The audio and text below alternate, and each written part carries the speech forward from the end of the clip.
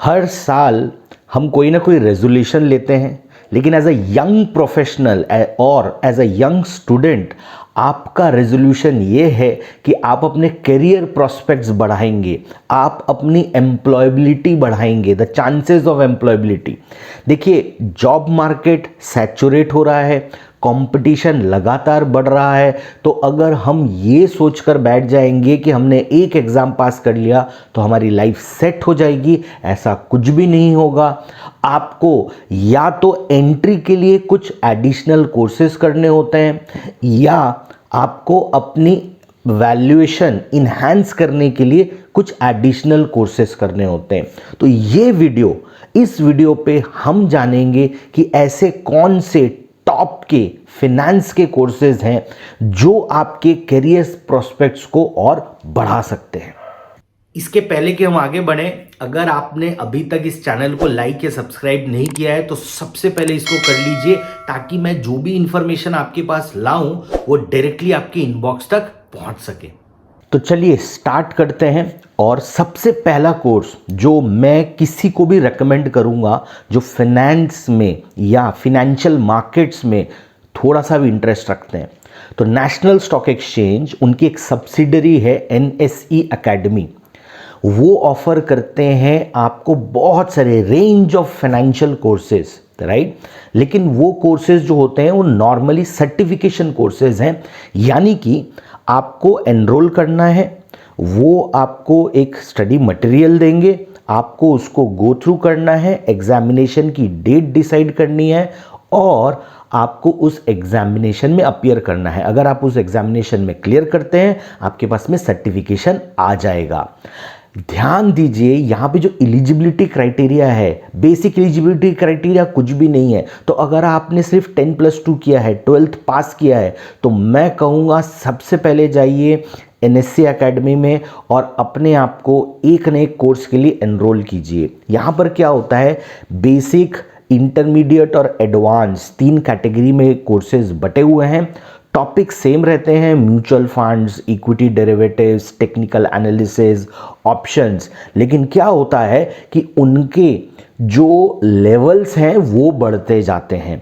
तो क्या होता है कि अगर आप किसी भी फिनेंशियल फील्ड्स में जाएंगे और आपके CV के साथ में एक एडिशनल सर्टिफिकेशन होगा जो कि होगा NSE एकेडमी का, तो वो ऑटोमेटिकली आपके CV को एक वेटेज देता है। ऐसा कोई मैंडेटरी नहीं है कि अगर आपने ये कोर्सेज किए हैं तो आपको जॉब मिलेगा ही मिलेगा, लेकिन बाय डिफॉल्ट आपका CV थोड़ा सा तगड़ा हो जाता है और आपके पास में ऑप्शंस हैं कि अगर ये कोर्सेज अच्छे लगे तो आप क्या करोगे, आप और कोर्सेज करोगे और आप अपना नॉलेज इन्हांस करोगे। तो ऐसे बहुत सारे आगे चल के कोर्सेज होते हैं जो वर्किंग प्रोफेशनल्स करते हैं। उन कोर्सेज के लिए भी जो बेसिक फाउंडेशन होता है वो ये कोर्स हो सकता है। देखिए, एक छोटा डिस्क्लेमर मैं दूंगा। NSE अपने जब कुछ कोर्सेज लॉन्च करते हैं तो वो मार्केट प्रोफेशनल्स से भी इन कोर्सेज को डिलीवर करवाते हैं।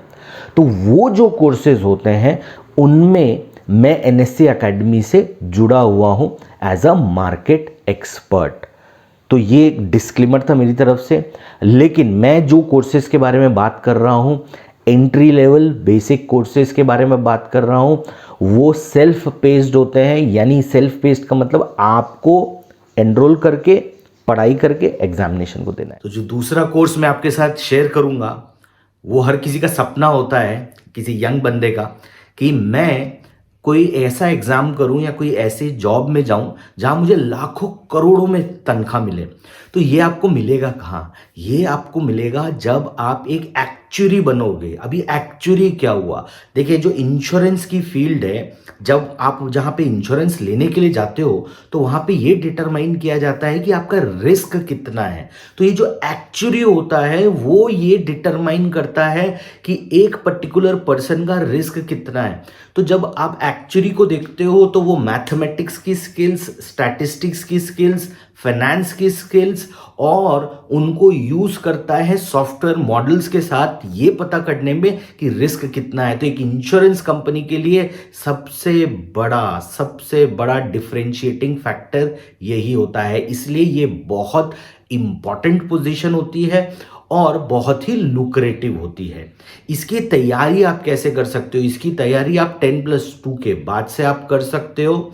जो एक्चुरीज की एसोसिएशन है वो क्या करते हैं, साल में 2 बार दिसंबर और जून में इसका एक कॉमन एंट्रेंस टेस्ट करते हैं।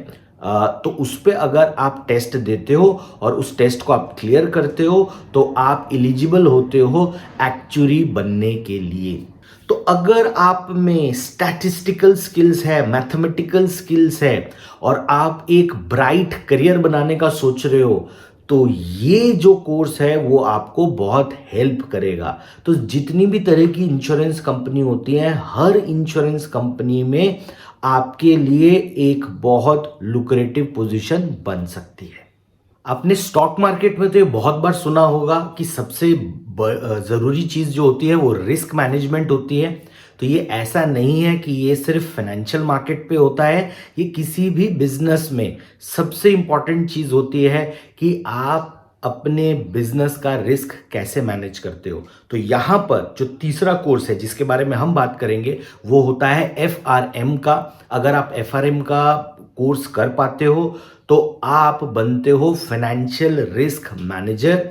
तो यहाँ पर क्या होता है कि कोई एलिजिबिलिटी क्राइटेरिया नहीं है, लेकिन अगर आपने ये FRM के कोर्स को किया हुआ है और साथ में 2 साल का वर्क एक्सपीरियंस है तो बहुत सारी कंपनियां हैं जहां पर आपके लिए बहुत ब्राइट प्रोस्पेक्ट्स बनकर आते हैं। इसके अलावा अगर आप ये सोच रहे हो कि भाई मैं तो अभी ग्रेजुएशन कर रहा हूं, मेरा तो कोई वर्क एक्सपीरियंस है ही नहीं, तो फिर मैं क्या करूं करके, तो आपको ये नहीं करना है कि पहले आप वर्क एक्सपीरियंस लोगे और फिर एग्जाम दोगे। आप पहले एग्जाम को दीजिए, अटेम्प्ट कीजिए, क्लियर कीजिए। जब ये हो जाए उसके बाद में आप क्या कर सकते हो, वापस 1-2 साल का अगर आप वर्क एक्स ले लेते हो तो आप एलिजिबल हो जाओगे अपने FRM के लिए। जो चौथा कोर्स मैं आपको रेकमेंड करूंगा वो आता है इंश्योरेंस इंस्टीट्यूट ऑफ इंडिया की तरफ से। यहां पर क्या होता है कि अगर जैसे आपने बहुत बार देखा होगा कि सिर्फ इंश्योरेंस का मतलब सेल्स नहीं होता, बहुत सारी चीजें होती हैं। तो जैसे होता है डिप्लोमा इन इंश्योरेंस मैनेजमेंट, फिर होता है से एक सर्टिफिकेशन कोर्स होता है जो कि होता है कि इंश्योरेंस का एंटी फ्रॉड प्रोफेशनल का। तो इंश्योरेंस में भी तो फ्रॉड होते हैं, तो इंश्योरेंस में तो बहुत ज्यादा फ्रॉड होते हैं। तो जब वो फ्रॉड्स होते हैं उनको अनर्थ कैसे किया जाता है, पता कैसे किया जाता है। तो अगर आप प्रोस्पेक्ट्स देखेंगे तो फॉरेंसिक ऑडिट में, गवर्नेंस में, कंप्लायंस में, इंश्योरेंस के ऐसे बहुत सारी बैक एंड की चीजें हैं जो पीछे चलती हैं, पर्दे के पीछे चलती हैं। उन सारी पोजीशंस के लिए जो इंश्योरेंस इंस्टीट्यूट ऑफ इंडिया है वो स्पेसिफिक कोर्सेज लॉन्च करके रखे हैं जो कि आप ऑनलाइन दे सकते हो, उसके लिए आपको कहीं जाने की ज़रूरत नहीं है। इसके अलावा जो लाइसेंशिएट एग्जामिनेशंस होते हैं वो भी आप दे सकते हो। ये थोड़े से और एडवांस होते हैं एक्चुरीज के मुकाबले, लेकिन हर एग्जामिनेशन की जो एलिजिबिलिटी क्राइटेरिया होता है वो थोड़ा थोड़ा डिफरेंट होता है। लेकिन अगर आप एक बेसिक समझना चाहते हैं तो 12th पास करने के बाद से ही आप इन एग्जामिनेशन की तैयारी कर सकते हैं। और अगर आप इन एग्जामिनेशन को क्लियर करते हैं तो आपके लिए specific job roles insurance sectors में खुल जाएंगे। तो अगर आप मन लगाकर, ध्यान देकर आप अपनी पसंद की फील्ड का कोर्स करते हो तो आपके लिए एक बहुत बढ़िया जॉब प्रोस्पेक्ट्स बनेंगे। जो आखिरी कोर्स मैं आपके साथ शेयर कर रहा हूं वो है सर्टिफाइड फाइनेंशियल प्लानर। लेकिन इस कोर्स के लिए आपकी जो मिनिमम एलिजिबिलिटी होती है वो होती है ग्रेजुएशन या 4 साल का वर्क एक्स।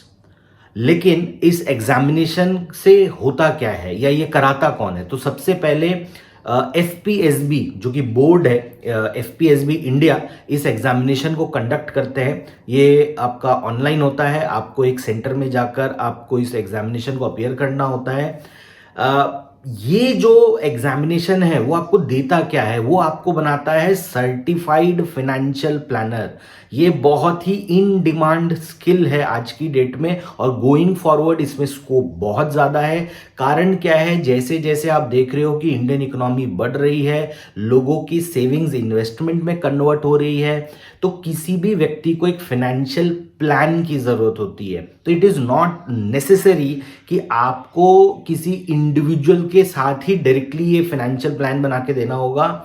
ऐसे बहुत सारे इंस्टीट्यूशन है रादर जो हमें ये सर्विसेज प्रोवाइड करती है, वहाँ पे भी क्वालिफाइड CFP की ज़रूरत है। अगर आप देखोगे तो जो बैंक्स हैं वो भी ये सर्विस प्रोवाइड करते हैं, तो उनको भी एक रिक्वायरमेंट होती है CFPs की।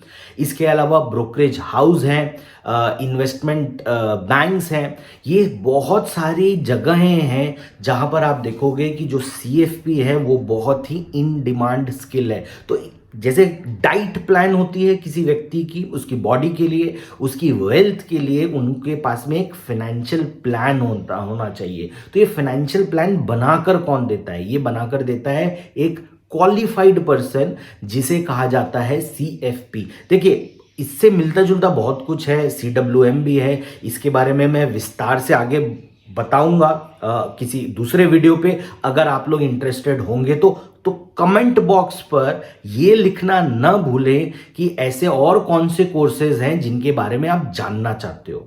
तो जो मैं बात कर रहा था CFP की, तो CFP में क्या होता है, 2 मॉड्यूल्स होते हैं। तो अगर आप एक फ्रेशर हो तो आपको 2 मॉड्यूल्स करने पड़ेंगे, लेकिन अगर आपके पास में ऑलरेडी 4 साल का वर्क एक्स है और आप ऑलरेडी ग्रेजुएट हो तो आप सीधा सीधा नेक्स्ट लेवल जो सेकंड लेवल होता है, आप सेकंड लेवल पर पहुंच जाते हो और उस लेवल पे डायरेक्टली एक एग्जामिनेशन आप देते हो और आपके पास में वो CFP की क्वालिफिकेशन आ जाती है। ये बहुत ही प्रेस्टिजियस क्वालिफिकेशन है फाइनेंशियल मार्केट्स पे। बहुत सारे लोग 40 साल की एज में, 50 साल की एज में, 60 साल की एज में रिटायर्ड होने के बाद भी इस सर्टिफिकेशन को करने की कोशिश करते हैं। तो उम्मीद करता हूं आपको ये हमारा वीडियो पसंद आया होगा। अगर आप ये चाहते हो कि जितने भी कोर्सेज मैंने आपके साथ डिस्कस किए हैं, अगर उनके लिंक मिल जाए, थोड़ा सा डिस्क्रिप्शन मिल जाए, एलिजिबिलिटी डिटेल में मिल जाए, तो वो PDF हम आपको दे सकते हैं। लेकिन उसके लिए आपको कमेंट बॉक्स पर यस लिखना होगा ताकि वो PDF हम आप तक पहुंचा सकें। तो उम्मीद करता हूं आपको ये वीडियो पसंद आया होगा। तो अगले वीडियो तक के लिए गुड बाय।